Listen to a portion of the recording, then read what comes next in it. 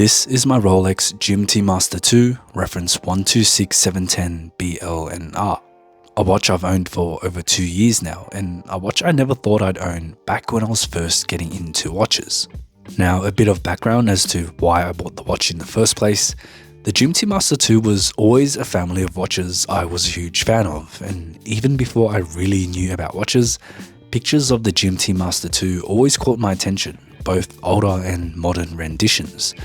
It just had this classic feeling to it, and the pop of colour made them interesting without being over the top. What really sealed the deal though, and why I chose this reference in particular, was the nickname. The black and blue bezel on this GMT is often referred to as the Batman in the watch community, bearing a resemblance to the colours on the classic Batman suit, and it just so happens that my brother is a massive Batman fan. So I wanted a watch that combined our two interests, and this was the perfect candidate. Admittedly, I did try and look for an alternative for a while, but every time I think of Batman, it's this watch that comes to mind, and I'll be honest, the price was the biggest barrier for a long time, but in the end, I decided it was worth the connection to my brother, so I saved up for it little by little and made it happen.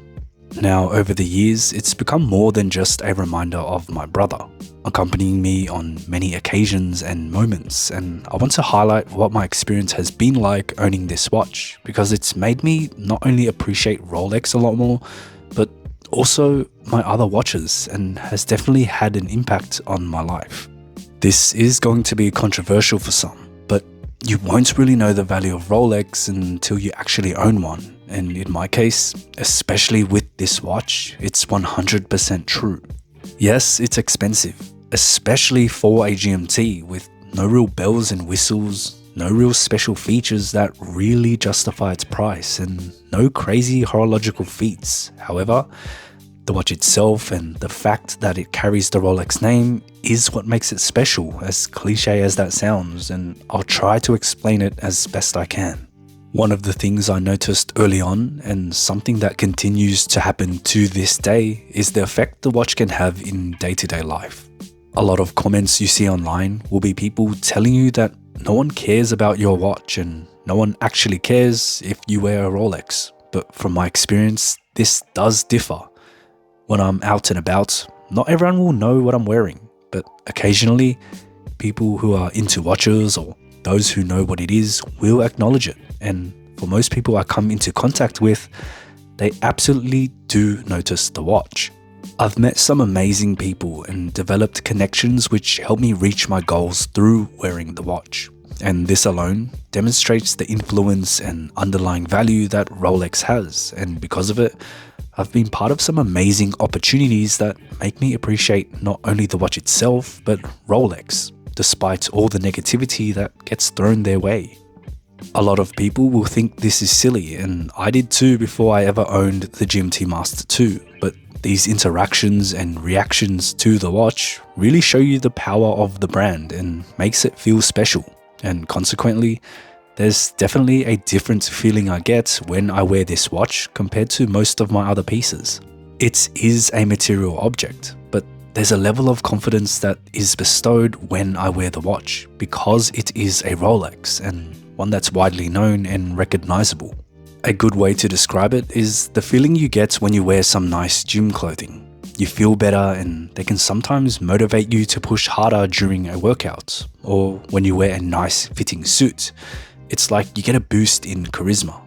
There's an intangible air of confidence that comes with wearing certain things in certain situations, and the watch has the same effect, but seemingly in any circumstance, casual or formal. Just put it on and it just feels like it elevates everything. Purely as a watch, it's not worth the current prices and premiums. Now, this isn't to say it's a bad watch. It's a damn good one. Excellently built, being able to withstand a majority of things you put it through, and a lot more robust than many people may think.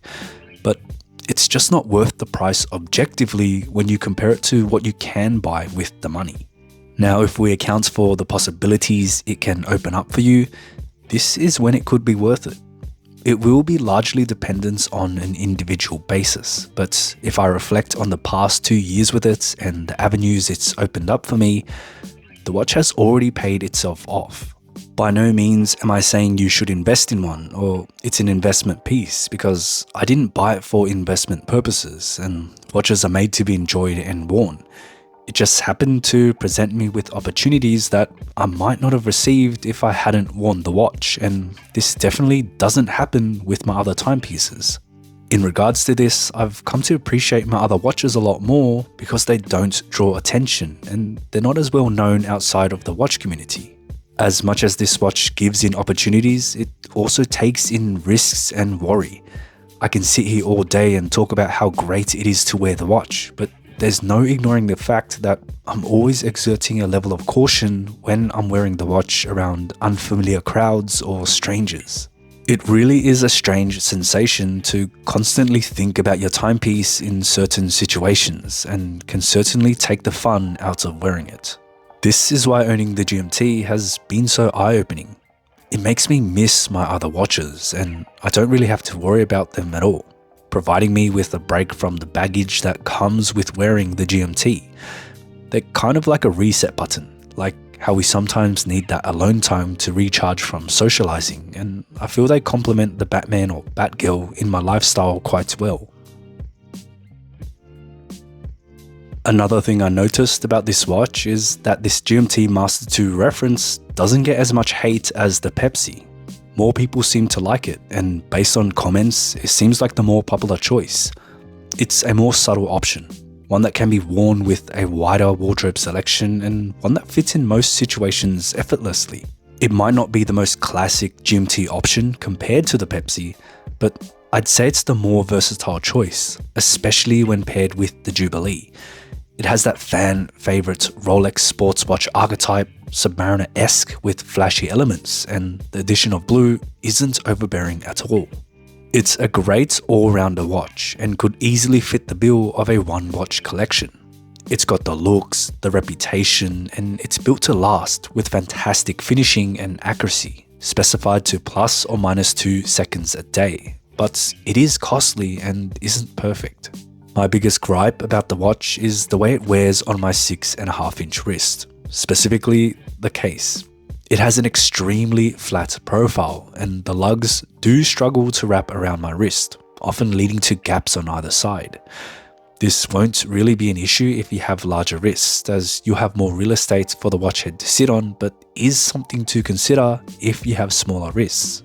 A saving factor is the Jubilee bracelet, being very fluid in its articulation and features a short multi-link construction that contours with the shape of your wrist with ease.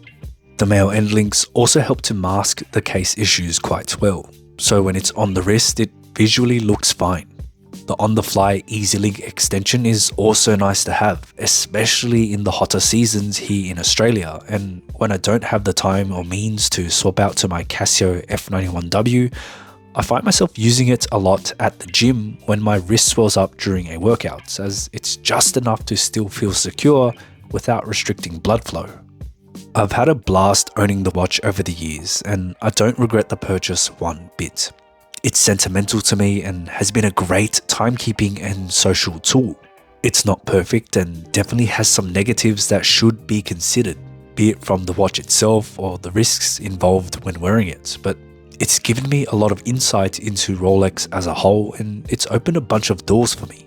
Yes, it is pricey, and Rolex price increases continue to make it harder to justify, but personally, it's been worth the money I've spent on it, and it still has many more years ahead of it. Thank you for checking out the video. Let me know your thoughts on the watch, and let me know if you've had a similar experience with any of your timepieces. If you liked the video, give it a thumbs up and consider subscribing for more watch content. I'll see you in the next one.